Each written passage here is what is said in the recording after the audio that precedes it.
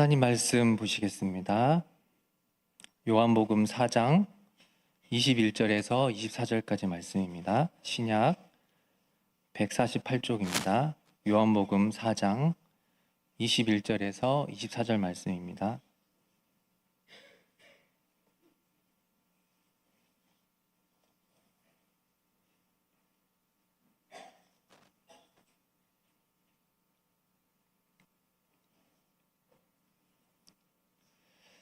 네, 우리 함께 읽겠습니다. 예수께서 이르시되 여자여 내 말을 믿으라. 이 산에서도 말고 예루살렘에서도 말고 너희가 아버지께 예배할 때가 이르리라. 너희는 알지 못하는 것을 예배하고 우리는 아는 것을 예배하노니 이는 구원이 유대인에게서 남이라. 아버지께 참되게 예배하는 자들은 영과 진리로 예배할 때가 오나니 곧 이때라. 아버지께서는 자기에게 이렇게 예배하는 자들을 찾으시느니라. 하나님은 영이시니 예배하는 자가 영과 진리로 예배할지니라. 아멘. 지금이 여름이지만 너무하다 싶을 정도로 무더운 여름인 것 같습니다. 네. 지금처럼 무더운 날씨에 여러분 뭐가 가장 생각이 나십니까? 정답을 벌써 말씀드리면 어떡합니까? 네.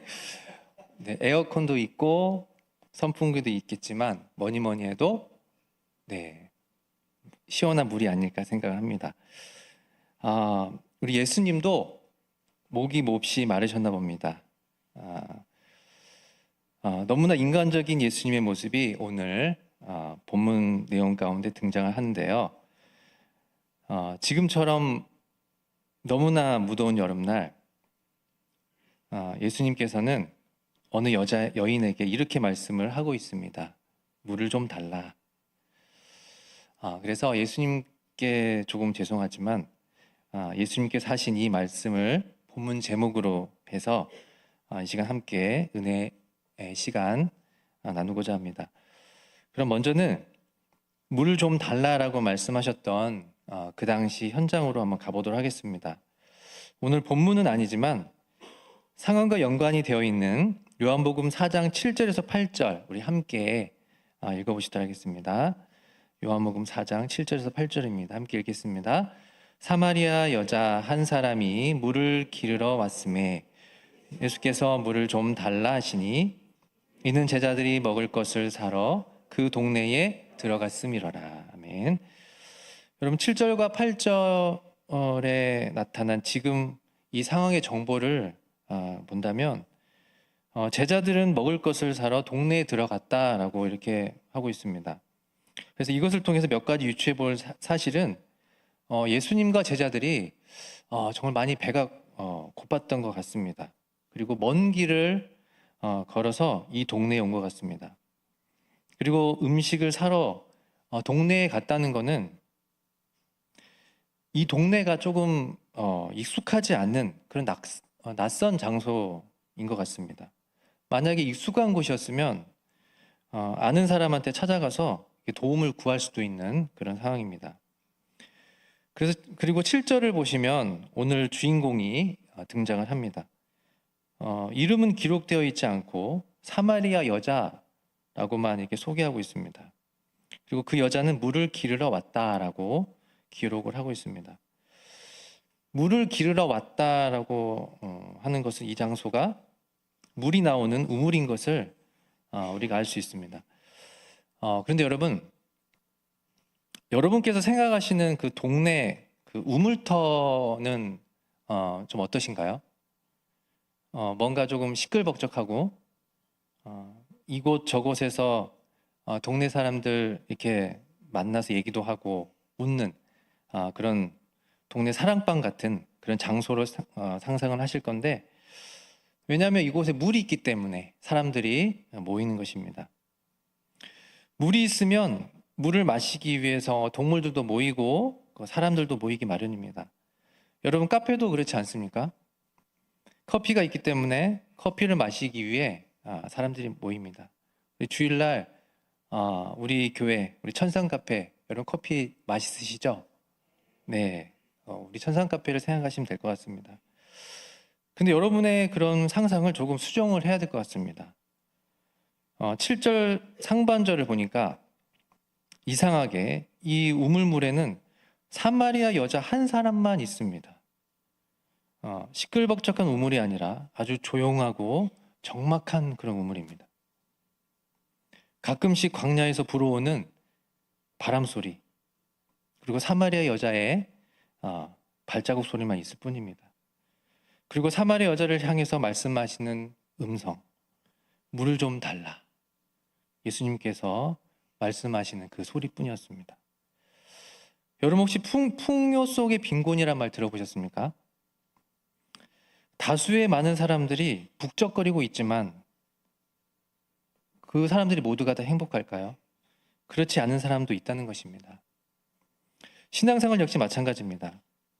교회 안에서 많은 사람들이 신앙생활을 하고 있지만 모두가 다 행복한 신앙생활을 하고 있다고 할 수 없는 것입니다. 그 중에서도 어떤 성도님은 신앙의 외로움을 가지고 계시는 분도 있을 수 있다는 것입니다. 어느 누구도 그 마음을 모르지만 오직 예수님 한 분만은 마음으로 외롭고 고통스러워서 고민하고 있는 나의 마음을 아신다는 사실입니다. 그리고 사마리아 여자 한 사람에게 찾아오셨던 그 예수님께서 나에게도 찾아오십니다. 그리고 그 문제를 해결해 주실 줄 믿습니다. 여러분, 지금도 마음 문을 두드리고 계시는 예수님께 여러분 마음 문을 활짝 여시기를 원합니다. 우리 예수님은 인격적인 분이십니다. 무력으로 비집고 마음으로 들어가시는 분이 아니신 것입니다. 이제 믿음을 가지고 예수님을 마음으로 모셨다면 이제는 1대1로 만나게 되는 겁니다. 원투원으로 만나는 그런 시간이 드는 것입니다. 그리고 이제 예수님과의 1대1 행복한 그 만남은 곧 회복의 시작이 되는 것입니다. 여러분 기대하셔도 좋습니다. 오늘 주인공 사마리아 여자 역시 예수님을 통해서 어떠한 회복이 일어났는지 그 과정과 함께 영적인 교훈을 3가지 정도 우리가 얻고자 합니다. 첫 번째는 예수님의 부르심에는 우연이 없다는 것입니다. 우리를 향한 예수님의 부르심에는 우연이 없습니다. 이 말의 의미는 예수님께서 우리를 대하시는 그 모습은 그냥 건성건성 대충대충이 없다는 것입니다.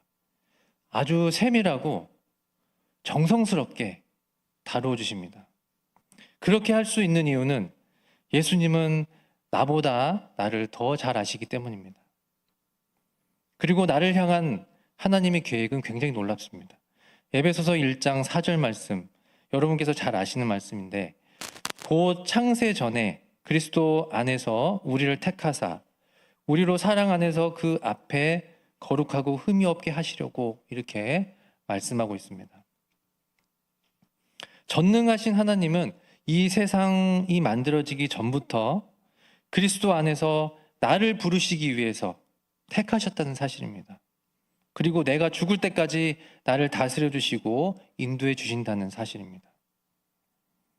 오늘 본문에 나오는 사마리아 여자, 세상 사람들에게는 이 여자에 대해서 어떻게 평가되고 어떻게 받아들인지는 중요하지 않습니다. 이 사마리아 여자 역시 부끄러운 마음에 자신의 이름을 숨겼는지 모릅니다. 세상에서의 평판은 좋지 않은 것 같습니다.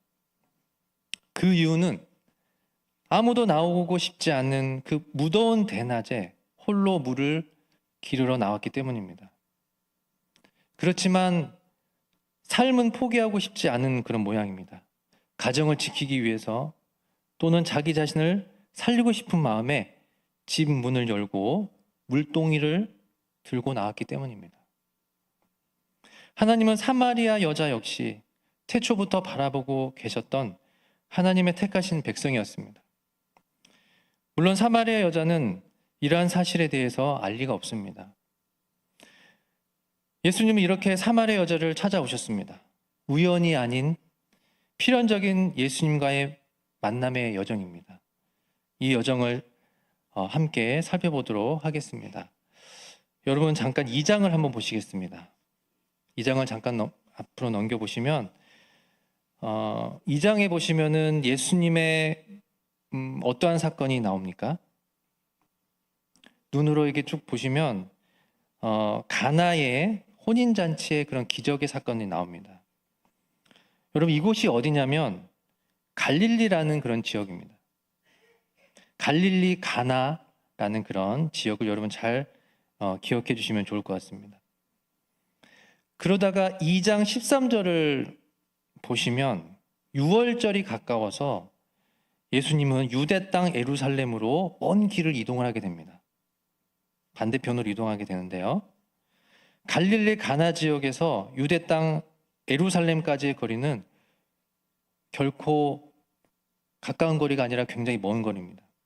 직선 거리로 한 130km 정도 되는, 그래서 도보로 이동할 경우에 한 4일이나 6일 정도 되는 거리라고 합니다. 그리고 예수님은 그곳에 가셔서 노끈으로 채찍을 만드시고 성전 청결 사역을 감당하십니다. 그리고 사역을 마치신 후에 그날 저녁, 여러분 3장을 보시면 니고데모라는 유대인 지도자를 만나게 됩니다. 그리고 만난 후에 4장을 보시면 여러분 우리 4장 3절 4절 다 같이 읽어보시겠습니다. 유대를 떠나사 다시 갈릴리로 가실새 사마리아를 통과하여야 하겠는지라. 여러분 잘 보시면요, 지금 예수님이 계신 곳이 어디입니까? 유대 땅 예루살렘이죠. 그리고 유대를 떠나서 다시 먼 갈릴리로 가시게 되는 그런 상황입니다. 그런데 유대에서 다시 갈릴리로 가기 위해서는 130km 정도 되는 그 거리를 4일에서 6일 정도 또 걸어가야 되는데 조금 이상한 점을 발견하게 됩니다. 여러분 4절을 보시면 사마리아를 통과하여야 하겠는지라. 사마리아 지역은 유대 땅과 갈릴리 사이 그 중간 정도에 위치한 그런 지역입니다. 예수님은 중간에 위치한 사마리아 지역을 굳이 안 들리고 가셔도 되는데 꼭 사마리아에 반드시 통과해야 할 필요성을 이렇게 어필하고 계시는 것입니다. 거기에 대단한 무언가가 있기에 들르신다고 하신 것일까요?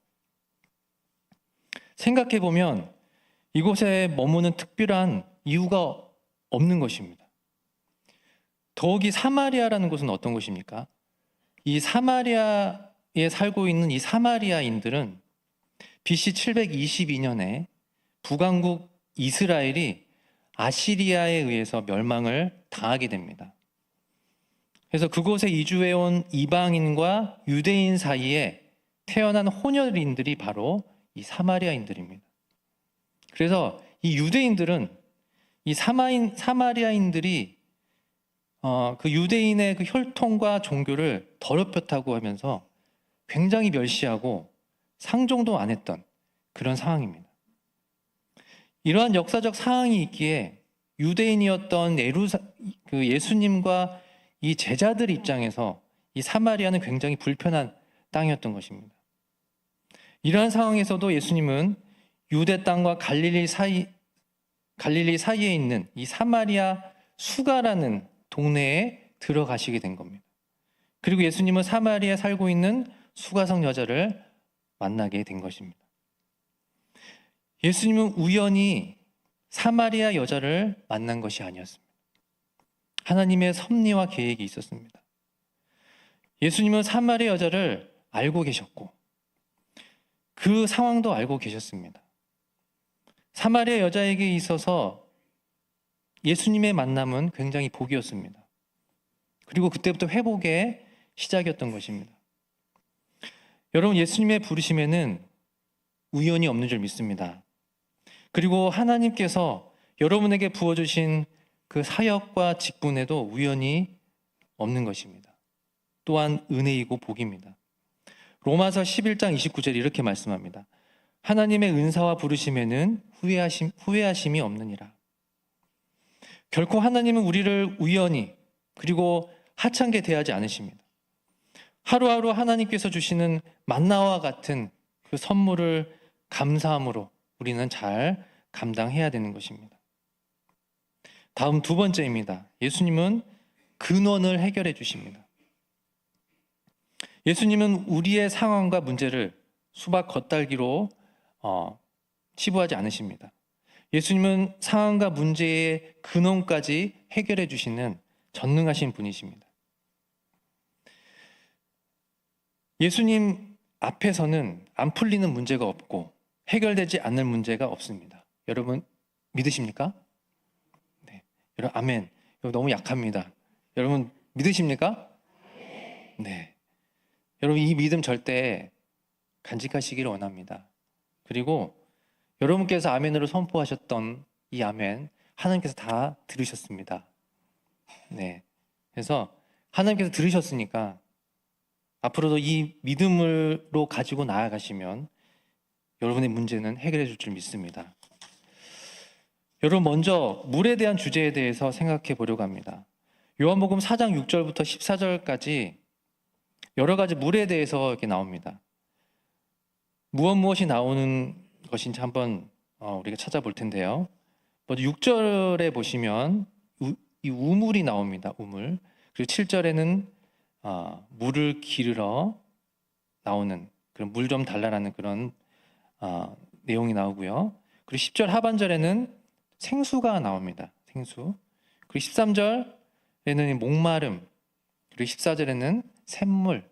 뭔가 이 물에 관계된 그런 내용들이 등장을 합니다. 여러분에게 질문 하나 드려보겠습니다. 물, 우물, 샘물, 목마름, 이 다음과 같은 물에 대한 내용은 여러분 무엇을 생각하게 만드십니까? 네, 무언가 굉장히 물은 중요하죠. 중요하기 때문에 뭔가 근본, 근원 이런 것들을 우리가 생각하게 만듭니다. 여러분 9절을 보시면 예수님께서 사마리아 여자에게 물을 좀 달라고 하게 됩니다. 예수님께서 이렇게 말씀하시는 것입니다.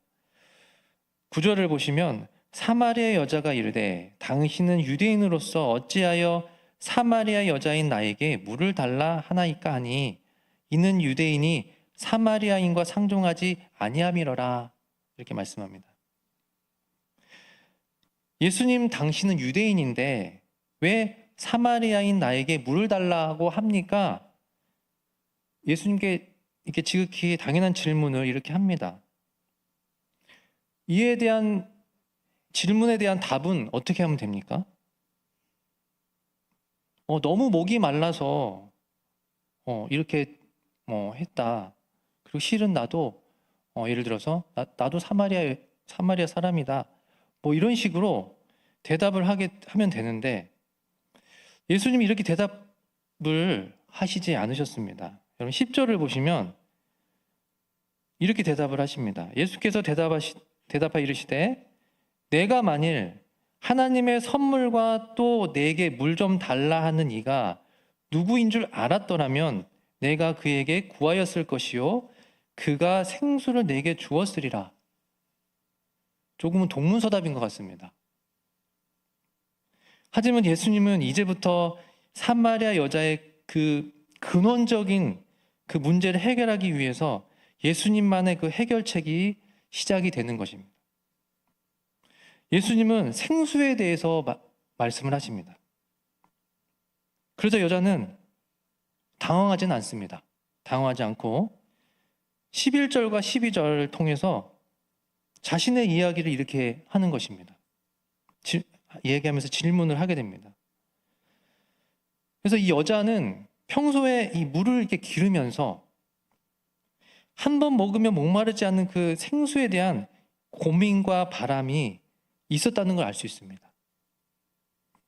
또한 이것을 통해서 여자의 상태가 어떠한가를 알 수 있습니다. 삶의 결핍과 부족함이 있다는 것을 알 수가 있습니다. 그러자 예수님 이렇게 말씀하십니다. 13절, 14절 우리 함께 읽겠습니다. 예수께서 대답하여 이르시되 이 물을 마시는 자마다 다시 목마르니와 내가 주는 물을 마시는 자는 영원히 목마르지 아니하리니 내가 주는 물은 그 속에서 영생하도록 솟아나는 샘물이 되리라. 아멘. 내가 그 목마름의 해결책이다.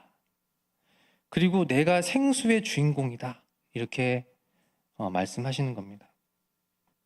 예수님의 이러한 말씀에 이제 여자는 자신의 어떤 근원적인 문제와 고민들을 드러내기 시작을 합니다. 여러분 15절을 보시면 주여 그런 물을 내게 주사 목마르지도 않고 또 여기 물 길러 오지도 않게 하옵소서. 그런데 여자의 질문에 대한 예수님의 대답은 너무나 현실적이며 직설적입니다. 16절을 여러분 보시면 가서 내 남편을 불러오라. 이게 갑자기 무슨 말입니까? 남편을 불러오다니요. 사마리아 여자가 이 예수님의 말씀을 듣고 얼마나 놀랐겠습니까? 자신에 대해서 다 알고 평소 고민하고 있는 그 문제도 이분은 알고 계시기 때문입니다. 그러자 여자는 급기야 거짓말하게 됩니다. 남편이 없다고 얘기를 합니다. 이런 여자의 대답에 예수님이 이렇게 말씀합니다. 17절 하반절과 18절 말씀입니다. 예수께서 이르시되 내가 남편이 없다 하는 말이 옳도다.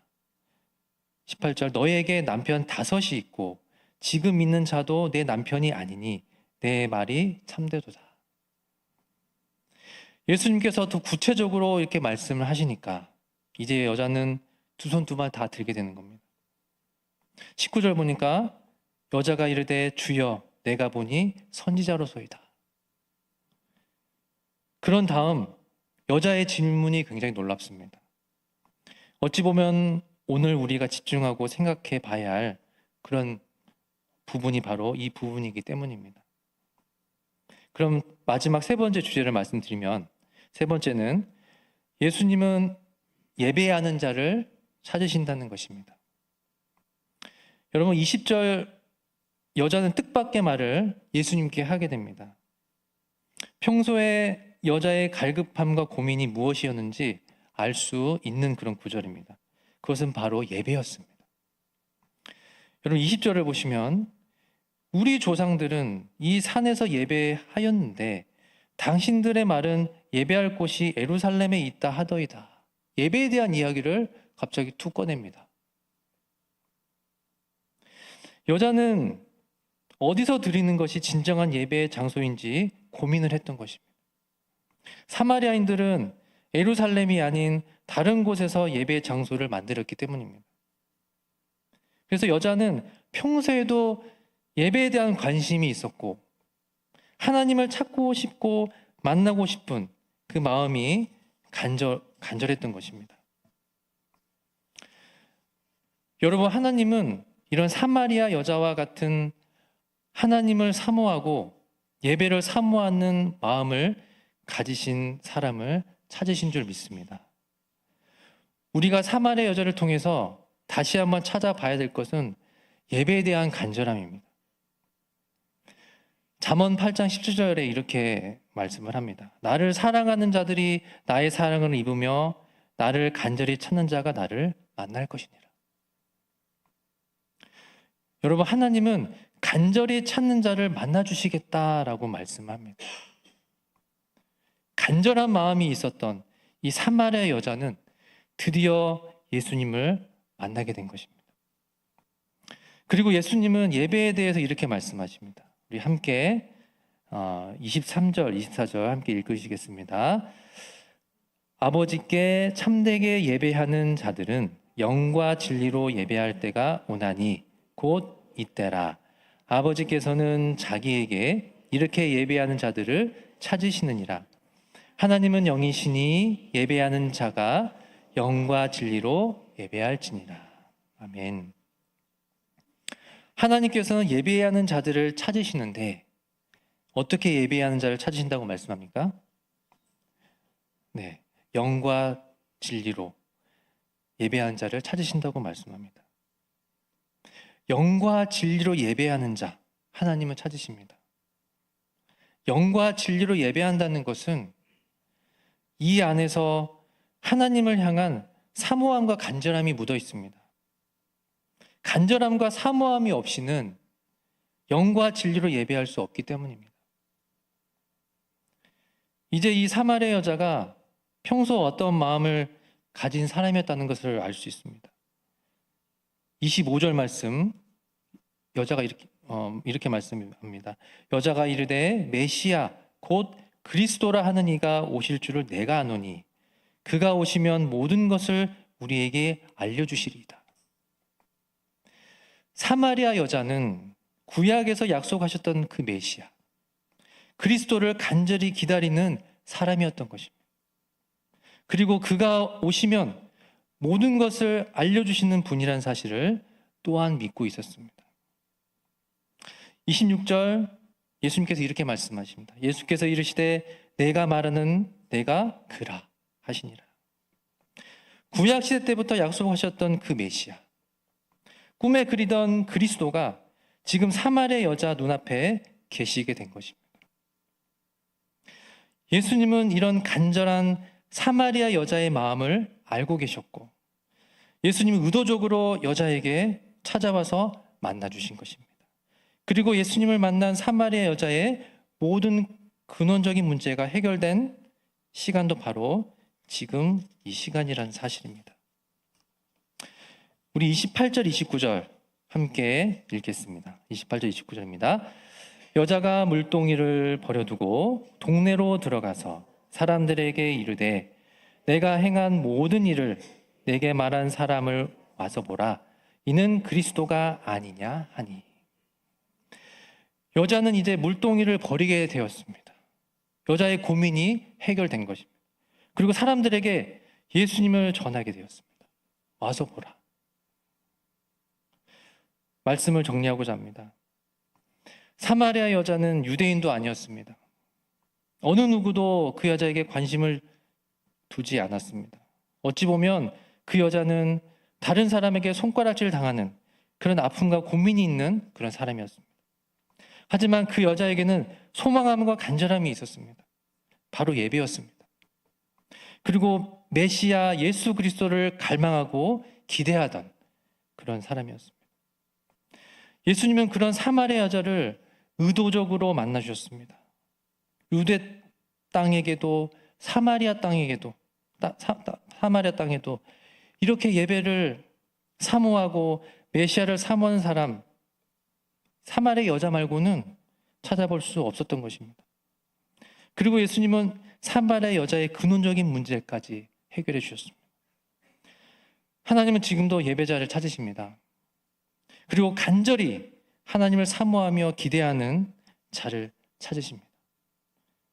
여러분은 어떠십니까? 매주 드리는 예배에 대한 기대감이 있으십니까? 하나님에 대한 간절함과 기대와 소망이 있으십니까? 이 시간 찬양 한 곡 부르시고 함께 기도하시도록 할 텐데요. 우물가의 여인처럼이라는 그런 찬양입니다. 여러분 다 아시는 찬양이시죠? 네, 우물가 여인처럼 찬양을 하시면서 내가 우물가의 여인인 것 같은 그 마음으로 우리 함께 찬양 드리도록 하겠습니다.